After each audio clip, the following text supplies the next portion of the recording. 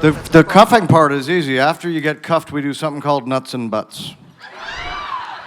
We do scissors, and then no one's getting out of this room until we check your nuts and butts. It's just for everyone's safety and to keep us all awake.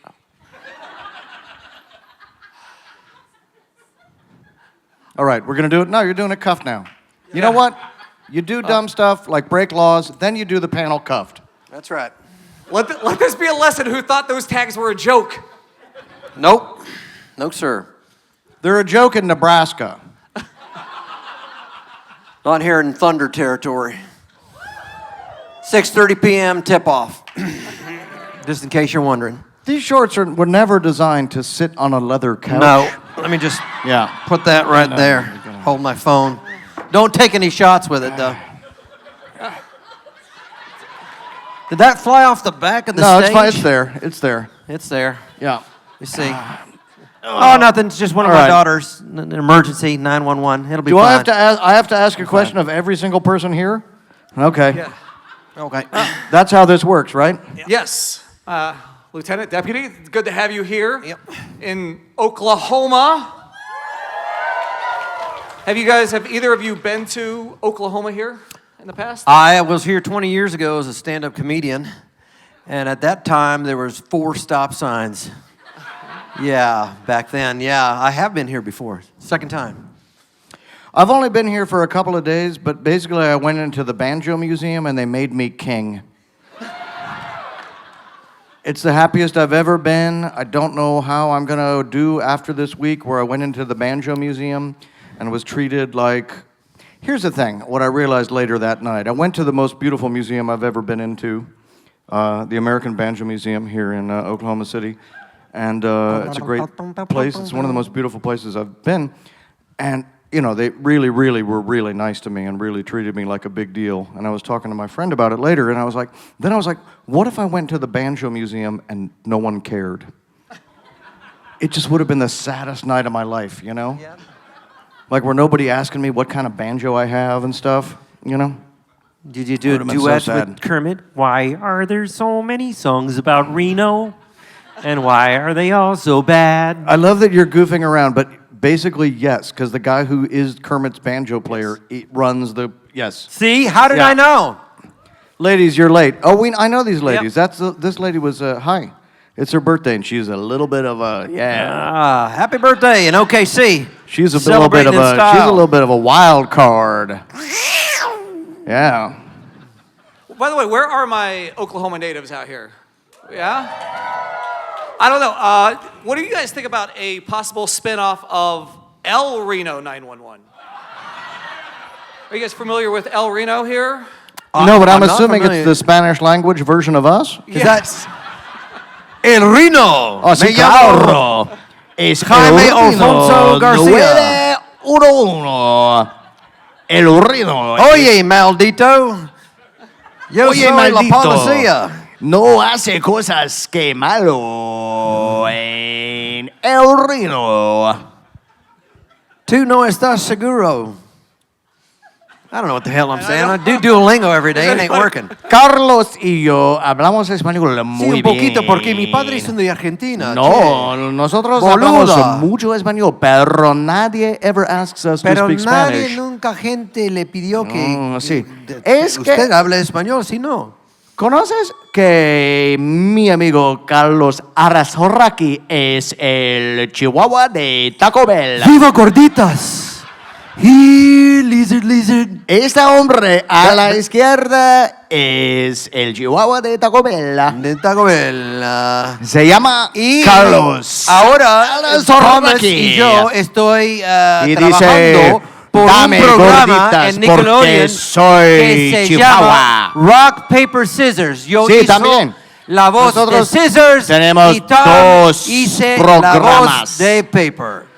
Nosotros Rock, tenemos Paper, dos Scissors. programas. Aquí están en Nickelodeon. Uno es Reno, muy pronto en Paramount Plus. Y la otra es Rock, Paper, Scissors. Son las 4:21. 4:21 ahora. How's the show in front of the closed caption TVs? Is it picking it up? No? Hey, man, I'm watching the show The Ethernaut, El Eternata from Argentina. It's on Netflix, and that's how you learn Spanish. It's really good. Yeah. Not as good as Reno. Right. It's got giant bugs in it. So I'm going to ask, with your officer outfits. What did you just call it? Officer outfits. OO. OO. Did you forget the word uniform? Yes. Yeah, officer outfits. You know. You had a minor stroke Listen, and you forgot how to say uniform? Where's your cosplay costume? Like a grown-ass man? I'm When a you're little in bit your cute little preoccupied outfit, right now. shut your mouth. What do you do? Yeah. I'm a little. Are you asking about the uniforms? Yes, the uniform. That's the word. Yeah. Go.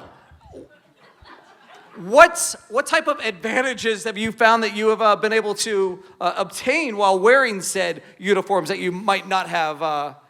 Sweat a lot more, get a lot more rashes. One thing that's great about the shorts is I can walk into water almost all the way up, and the only thing that gets wet is me.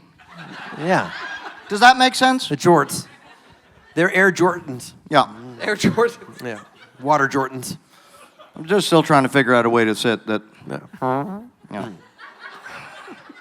Sometimes Uncle Goofy peeks out. And,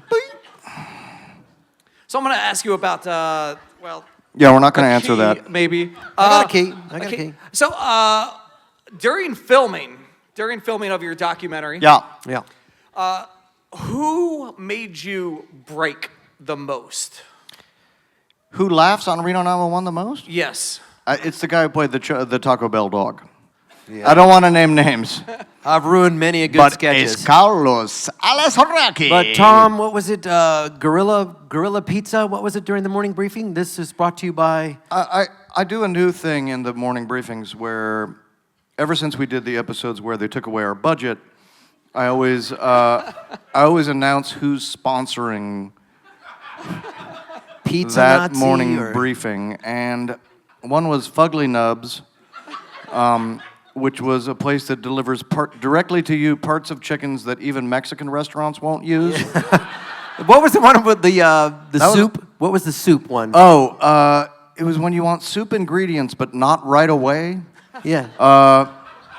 That would always lose it. When you need soup in about 3 to 4 days, Yeah. we'll get you. When you need soup and it's not a rush. And then TT, when Niecy Nash played TT, I lost it. There's a scene where TT makes everybody break pretty hard. Yeah, when TT thinks that she won the Vegas lottery, but we discover that it's not the Vegas lottery, or she won the California lottery and she got the wrong ticket. She loses it, and Wendy McClendon Covey actually says, "Garcia, why'd you go over there?" AKA, you're ruining the scene. Get off camera. I can't help it. These guys are funny. Have you been to Reno in uniform? Oh, yeah. Yeah. Oh, yeah. I was the Grand Marshal of the Reno University of Nevada Reno Homecoming Parade one time. And so I was in a car, and they drove me around for a very, very long day.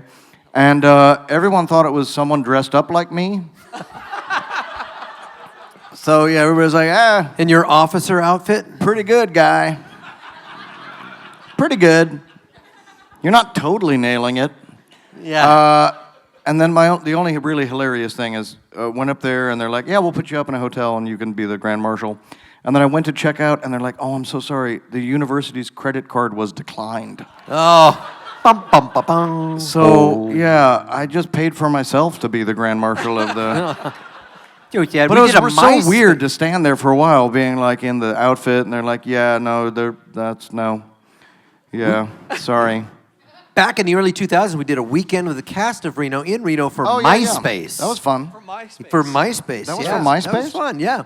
And I saw... I just bought stock in MySpace yesterday. I learned from my beautiful Filipino friends, I learned how to eat crab at the buffet. I was this white dude using the little fork, and they're like, that's not how you do it. You do... I love Thank that you to you think of yourself as white. I'm a güero. Yo soy güerito. My name is Carlos. You're literally the Chihuahua from Taco Bell. No, yeah. And then speaking of nailing it, the other day, Thomas, you threw out the first pitch. Yeah, I The threw out the Oklahoma first pitch of the Comets the other night, and What did that pitch clock in at? It clocked in real. You know, they say that the hardest pitch to hit in the world is a strike going, a fastball that's going 47 miles an hour. Yep. So I was unbelievably able to do that. Famously, one of the hardest to hit pitches in the world. Yep. Yeah. Ty Cobb would just would've say, been a whiff. I can't hit that. Yeah. But a perfect strike. Is that what we're saying? That's what we're saying. Yeah. Yeah, that's Perfect what strike. Yeah, that's what- it did seem like a perfect strike. In shorts. Yeah. In And the- boots. With a gun. Yeah. Yeah. As- Going through airport security must be a little bit interesting. I get the extra screening every time. Yeah. I usually get, oh, hey, Dangle, and then a lot of extra screening. Yeah. By the way, as I mentioned right over there, we have our microphone. If you have questions, please feel free to start lining Can I just say this? Ask us about our outfits. I'd prefer if you ask a question if you are the height that the microphone is set to right now. Yeah, that's it. That is it. That's my height. So So I'm let's just keep, digging that height. anybody who's got a question, I don't want to have to adjust that thing. If you got to stoop or It'd jump, be better if you're just If you were that height. height. And you have a high-pitched voice.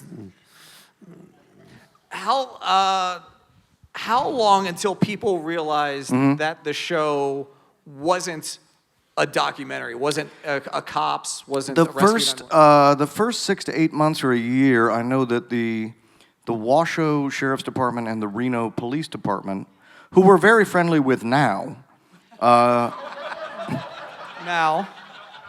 yeah, they're okay with us now.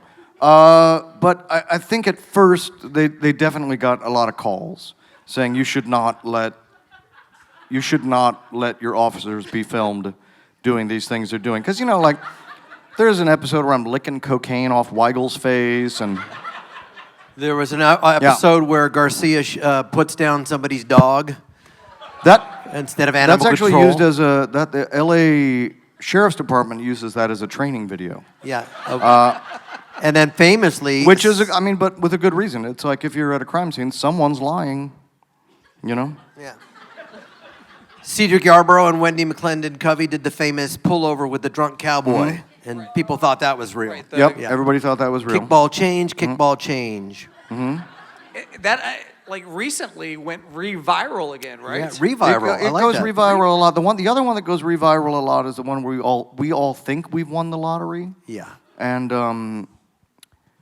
it turns out it was a weird misprint, and everybody comes in and says the worst thing to everybody else they could think of.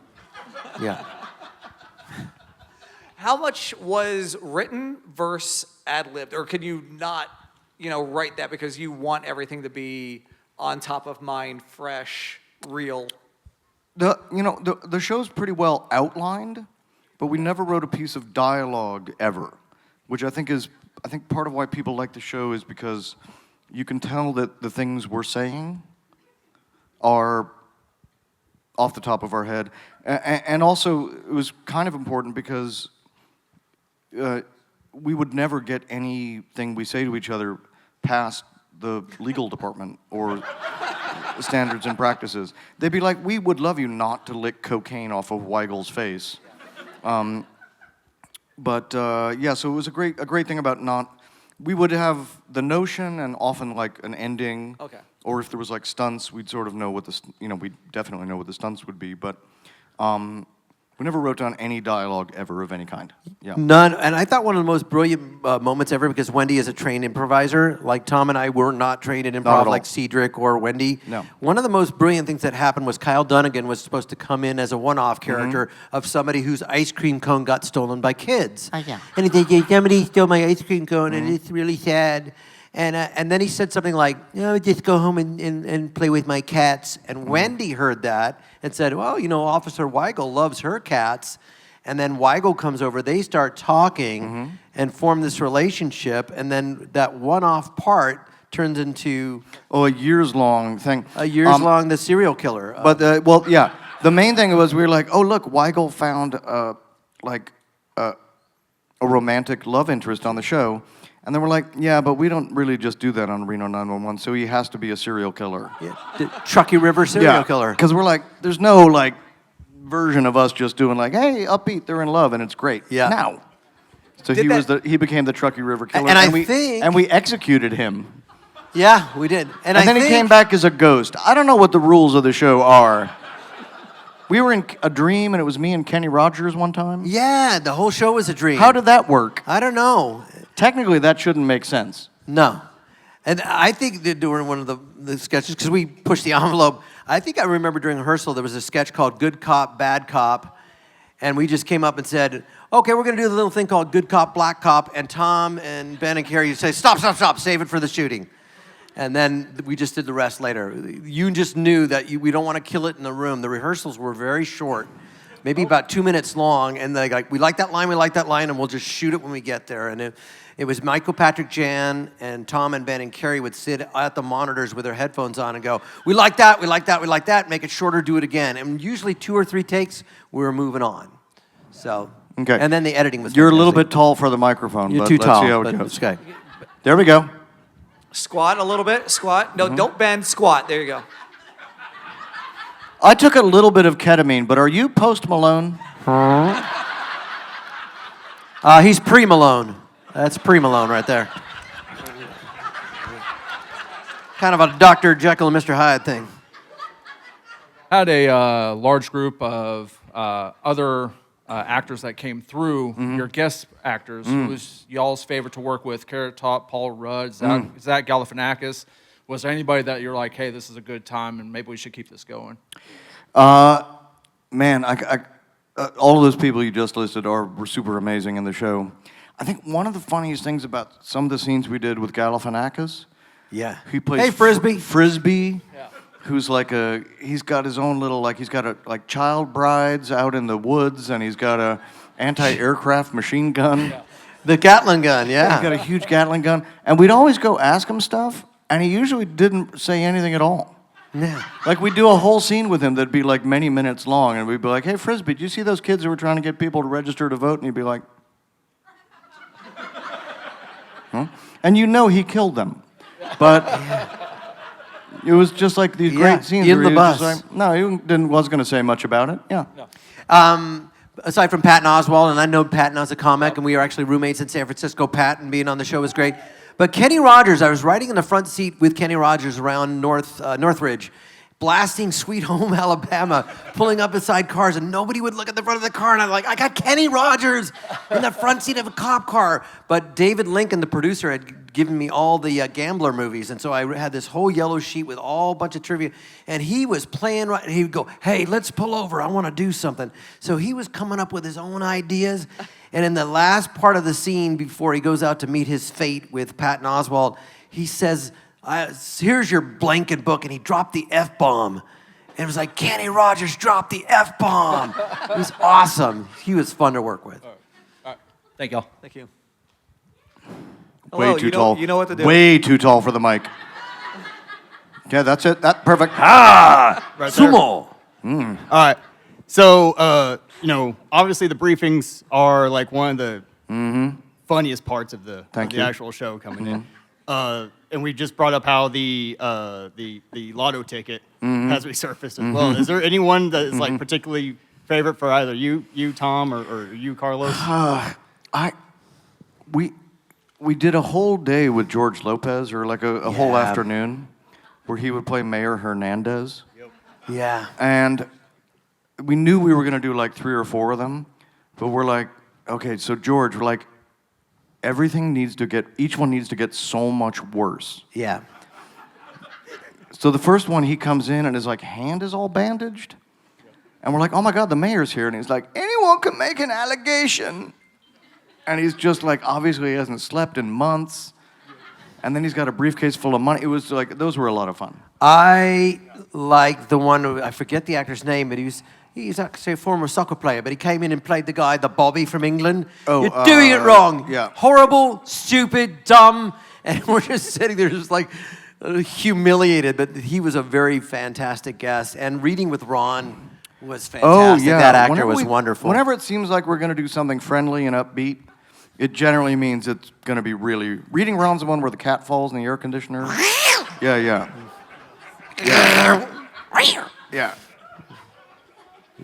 That's a great one. Yeah. Thank you. Thank you. Take a knee. You know what to do. You know what to do. So Nick not Swartzen, adjust it ever. Yeah, no. Nick Swartzen on the roller skates. Who came up with that character? As you can tell, no one worked on it real hard, I don't think. I love that we're like, you know what? We went into the workshop and we crafted and we put up some storyboards, and then Nick was like, "What? I have to pee." Yeah, there's nothing there. Oh my God. That's just Nick. Nick is one of the few people. Nick and Toby Huss are the two people on the show that we legitimately never even spoke to before. We would just roll a scene and just be like, "We're gonna drive up," and we're like, "Is there anything you want to talk about?" And they're like, "No." And very seldom, unless they needed a prop. Like when Terry was running for office, he might have had a poster. Yeah. But we didn't see it till we're in the scene with him.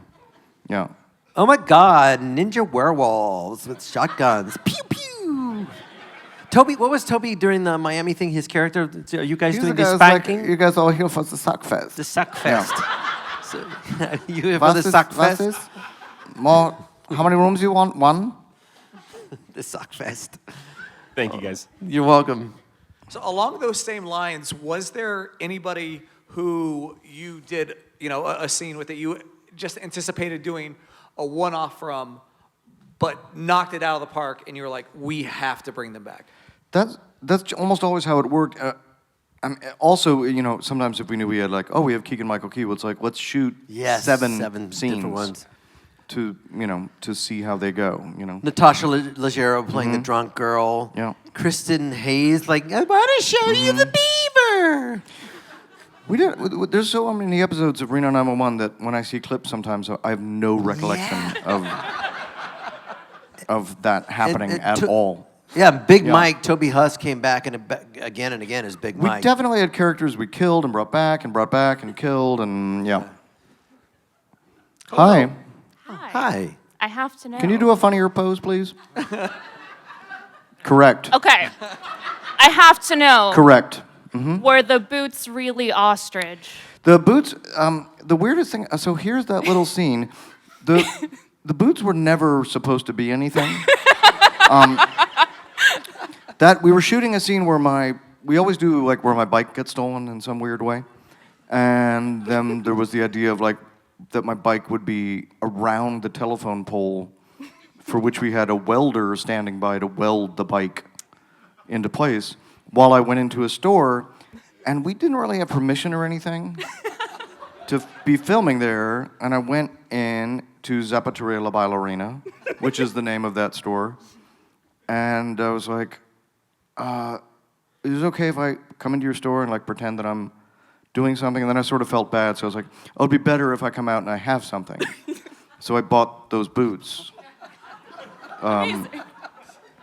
So I just came out with the boots at Zapateria La Bailarina. I don't think the people from Zapateria La Bailarina have ever seen that sketch. Ay, Or qué know that lástima. I've been talking about them every day now for Chistoso también. nearly 20 years, yeah. Yep. Vamos a hacer new boot goofing. Zapateria La Bailarina. Thank You got to be careful what you say. Sometimes it just hangs around out there forever. Yeah. And then there was a weird guy on American Song. That's correct. Who wrote? Now you're actually too little for it. Go back to your seat. No. Come back. There was a guy on American Song Contest who wrote a song called "I'm New Boot Goofin', Just New Boot Goofin'," and they asked him where he got the idea, and he's like, "I don't know. I just thought it up." And I'm like, "No, you didn't." Suspect. I wasn't gonna sue him because the song is like, nah. All right, better? Way better. Buenas tardes, Sí, señores. buenas tardes. Mucho gusto. Una pregunta para el Sí, señor. claro. Para el Sí. señor Carlos. Para Carlos. Para Carlos. El chihuahua de Tocobella. Pídame. So, Did I say that right? Ask me. yeah, it's okay. So, my question, you've actually had a chance to be in an Oscar-winning movie from the director of Mad Max. Maybe you've heard of it, Happy Feet. Yeah, George And its Miller. sequel. Yes, you were Nestor. So similar to, I guess, Reno, where how much of it was improv when you were doing with the movie, and did you get a chance to meet Robin Williams while Yes. making Yes. I knew Robin from stand-up in San Francisco, and first time I ever met Robin Williams, I was at Cobb's Comedy Club, and I was watching Dana Gould, who's here this weekend, on stage, and I hear this voice behind me go, "Oh, you're the voice of Rocko." I said, "Holy crap, that's Robin." And then years later, we go to Australia to do Happy Feet 2. Nestor sounded like, "Oh, tall boy needs some love stones." A really bad Al Pacino doing a bad Cuban. That was an excellent Al Pacino. Yeah, Come thank on. you. And George would stand in the middle. We were all in the same studio, like you would old-fashioned recording. And when the Penguinos got together with Robin was going to take the lead. So George would literally close his eyes and go, "Okay, you guys, you're coming up over the ice edge, and you're going to be in an ice shower, and Ramona's going to come and see you." And so that's the scene. And Robin would just go off. George would go, "Yeah, that's great. Say that line one more time. More angry. You're a little bit more frightened. All right, we got it." And that's how it was done. And then it was woven together by the editing, because Robin was going to go off script, which he did, and it was a blast. It was amazing. Muchas gracias. De nada. Gracias por tu pregunta. A la próxima vez. You're not going to do it? No, you're not doing it right. Hang on, I'll go lift it up. Yeah. I'm going to look for my phone. I'm going to ding it. What's this? Get a little closer. Okay, it's safe. No, it's okay. So, is there going to be any more movies coming out? Because you guys already discovered who Q was. Any other big baddies? Yeah, you're nobody going saw after? that movie. It's Yeah. Literally, we I put a did. movie out and like, did you see that? I did. Yeah, that was fun. We did a movie called Reno 911: The Hunt for QAnon. And it turned out to be what? A speak and spell. It was RuPaul with a speak and spell. Yeah. I kid you. Q is a speak and spell. Yeah, with RuPaul. And those dang chipmunks stole your Emmy. Yeah, the chipmunk. Yeah, no, they deserve that. That movie Chipmunks was way stole better our than our Emmy. movie. Yeah. They did. The Chipmunk movie did take our Emmy, and they deserved it a lot. It was really good. If you didn't see it. You know, I always tell people, because Tom will probably knows better than I, but I did ask Carrie. Carrie says Paramount still has our uniforms apparently on the property locked up or whatever. And I always say that Reno is never dead until Niecy Nash says no. Right, 'Cause that's probably Niecy correct, yeah. has her own planet now. Yeah. Yeah. So That's if probably Niecy correct. wants it done, I think we're going to get it done. Aside from what Tom and Ben and Carrie want. So it's just going to happen. And is Terry still turning tricks at the tacos? Yep. Is OKC going to win tonight? Ma'am, settle. Okay. Ma'am, it's tacos. Not another. Because Cuatro Nick, tacos. Nick said that in a scene, and I think you'll see the second he says it 4 times, we all basically shart our pants and start. I remember at the time thinking it was the funniest thing I'd ever heard. I'm working at tacos. And then the problem with our show is that then you establish it, and then we had to say it over and over and over again. That there were 4 tacos. Yeah. Terry's character has 2 different last names. At one point, his name is Terry just because we forgot. At one point, we're like, "Who are you?" He's like, "I'm Terry Jaspermans." And then there's another episode we're like, "Terry Bernardino," and he's like, "What?" Terry Bernardino, yep. Yeah. He's also, he was married to Christina Applegate. You remember that, his girlfriend? Yeah. Thank you. You're welcome. Somebody with the appropriate. Oh my God, you're It's the happening. exact right height. It's happening. Hi. Perfecta. She was Perfecto. chosen. Hola. She was la única. Hola, hola. The chosen She was one. la única who La was única. chosen. The microphone. La She says reina. to you. Tell her what house she's in. House she's in? Yeah, usually you Hufflepuff. Yeah. Oh, okay. Oh, sorry. Okay. Ma'am. Hi. So I wanted to ask about y'all have been working together for a long time. How has your guys' relationships transformed over the years? And if there's one scene in particular with the group of y'all that comes to mind as like a favorite? I always like scenes of our. There's always scenes where we're like bickering and fighting and doing dumb stuff.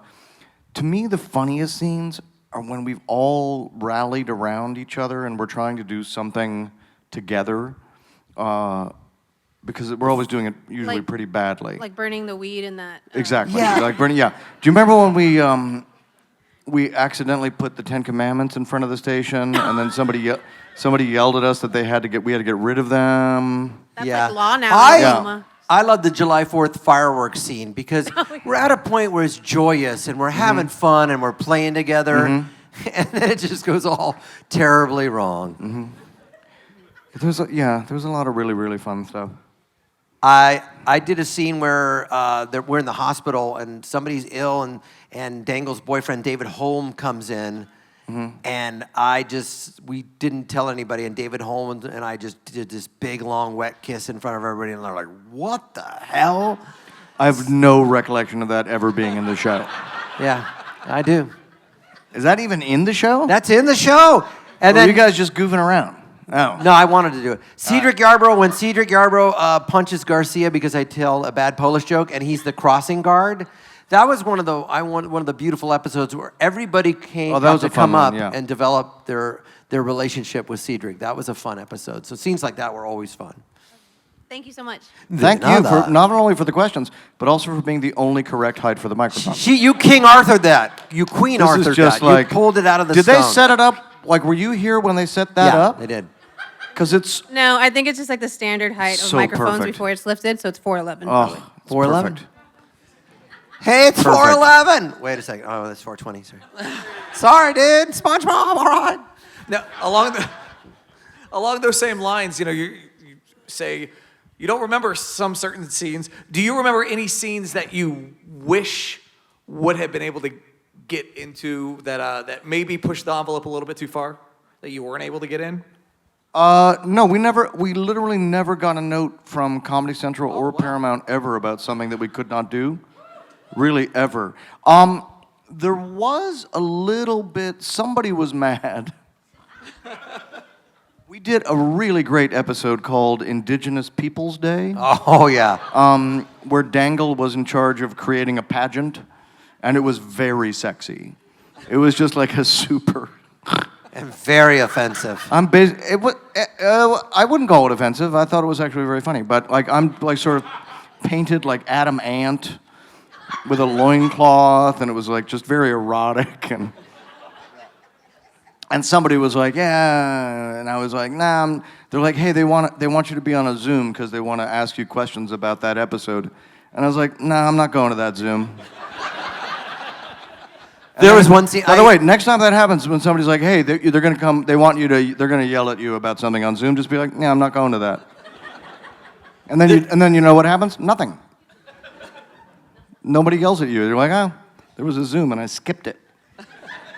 There was one sketch that Tom wrote where Cedric and Garcia get DVDs in their cop cars, and they wanted to test out the DVDs. They drive to a Blockbuster and pick up Tie Me Up, Tie Me Down. I never wrote this. Did I write this? You wrote it. They pick up Tie Me Up, Tie Me Down, The Banderas thinking that movie. it's an adult film, which is a Spanish No, movie. it's a really heavy. And we want to find out what the movie. movie's about, so we just pick up this random Latino guy and throw him in the back of the Oh, car. right. And So he can translate for He us. translates in a Moldovar movie for you. And he Sometimes was- we're doing stuff that was not popular. Almodovar, yeah. You know, we did an entire episode that was a beat-for-beat spoof of the play Waiting for Godot by Samuel Beckett. Yeah. And no one's ever mentioned it to me ever. No. No one cared. No one thought it was neat. No one cared. Nope. Normally, I ask a question of when you are, especially with a lot of the cameos that you guys have had on the show or at conventions like GalaxyCon on, fanboying out, meeting, other celebrities. But I'm going to reverse it here.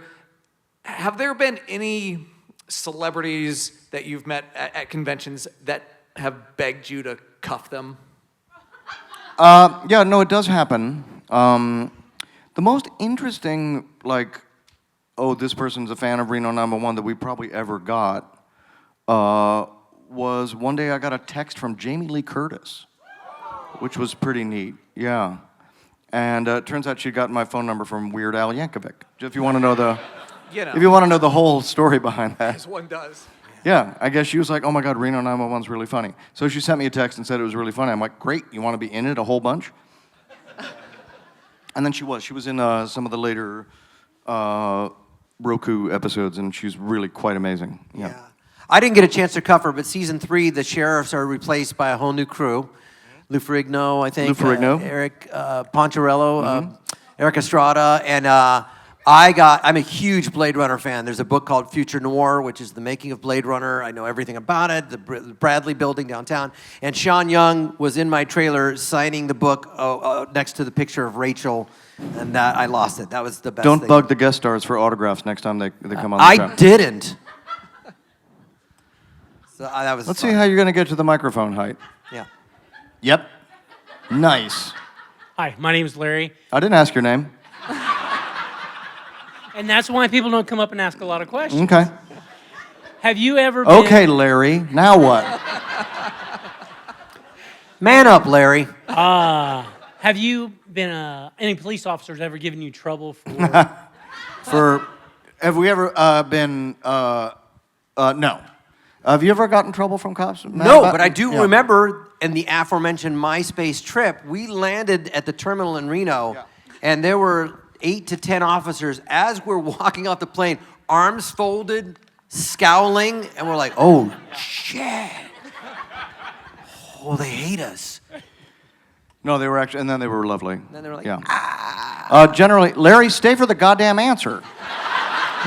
Jeez. Larry, we were in the middle of a conversation. That was an ask and run. You just did an ask and run. No one said we were done with you, Larry. Ask and run. Am I going to get a ticket for it? Yeah, you might actually. Yeah.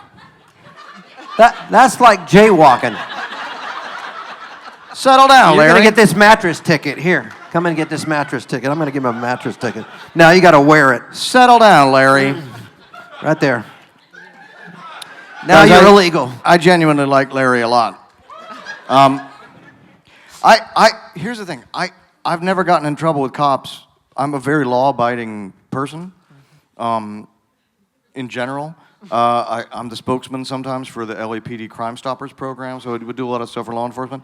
And I always joke with my wife. I'm like, oh, cops are always, they tend to like me. And she's always like, well, it doesn't matter because you don't do anything. I'm usually not doing anything too nefarious.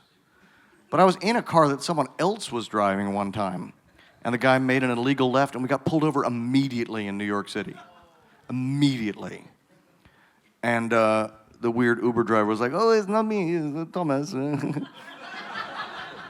It's Thomas. And the cop was like, I don't know what you're talking about. And rolled down the window, and the cop just saw the mustache and was like, get the fuck out of here. And I was so pleased, but then I was also like, I didn't even do this crime. Like, I just burned up one freebie for Uber Gregor from Uber. For Honora's boyfriend. Great movie. I was. No, we got more questions for Larry. I was given a field sobriety test on the way home from Oxnard Comedy Club. Wait, what? I was given a field sobriety test Wait, because what? they pulled me over. Field sobriety. Are we doing this I in drink the... one Okay. Corona, and a cop pulls me out, and he starts making me do the thing, and then his partner starts cracking up. And then he turns like, what's so funny? He goes, that's Garcia from Reno 911. Get out of here. Thank you, I was drunk. And then I drove off. Let me go. Did you have a Corona because you're also the Taco Bell Chihuahua? Yeah. Here, lizard. Oh, go ahead, get on out of here. I love that little Everybody knows that Chihuahua. Carlos really is the Taco Bell Chihuahua, right? That's not like a thing I just made up as a bit. It would be a really odd thing to make up as a bit. I think I need a bigger box. For reals. Why would I make that up? Thank you, Larry. Thank you. Thank you, Larry. Thank you, Larry. You did good. So before we wrap up, I'm going to ask you one last question, and that is, can you give us your insights, your thoughts on coming to events like GalaxyCon and being able to meet people who were fans of the show? Was it 2001 was the very first 2001. pilot. 2003. We actually shot the pilot in 2000. 2000, yeah. So Christmas a of quarter 2000. of a century ago. 25 years ago. San Pedro, Next California. time, when you're going to be on a show for a quarter of a century, make sure the outfit is comfortable. Yeah. Like, really check it out that first day and be like, yeah, this feels great. Yep. Yeah. But being able to come to events like this and hear stories and talk to folks who have been fans of the show for so long. Luckily, you were able to father a child, though, so that's I was good. very surprised. Yeah. I mean, one that's what- swimmer left. That's what she says. The thing, yeah, it's incredible It's that great. it I love has. meeting people like here, like Larry, like our queen of the microphone, La Reina. La Reina del microphone. Microfono? Microfono? I got our friend with a baby Like spoke here. Greek, I think. It's just fun to be at these and meet people, and you know what it is to feel just sort of, unbridled enthusiasm. The positivity in places like this runs really, really high. In a world where there's a lot of negativity, will you please shut up backstage? Come on now. Shut up backstage, Come or on. I will literally kill you. In a world where there's a lot of negativity, negativity there's a lot of negativity. in this world. God. Do you think I'm effing around? Because I swear to God. You don't want the pelotas to come out. No, now. Come on. Keep yapping. The positivity, Togetherness. the positivity that we feel, The love. that we're all in this together. Usually I get to meet somebody dressed up like me, which is Yeah. pretty neat. Yeah, I got 2 this weekend so You've far. had 2 this weekend? Yeah. It's good. I'm cosplaying as myself in a world that I never thought I would be accepted in. I was a jock, run-up, sports jock. No one ever jock. believes that when you say you were a jock. I was a jock back in the 50s when the world was in black and white. He loves Say, to I'm say, going to be he's on like, the softball team. I mean, you look at me, obviously you only think I'm a jock. It's like no one thinks that. I was a pretty darn good athlete. But no, Okay. whatever. No. Love, positivity. Mm-hmm. It's nice to be accepted by this bunch and to do something that's indelible and part of people's lives. And we've had military personnel saying I was overseas and this show helped me get through it. And so that you can't beat that. It's wonderful. So thank you. Yes, thank you all, GalaxyCon Oklahoma City, for hanging out with us.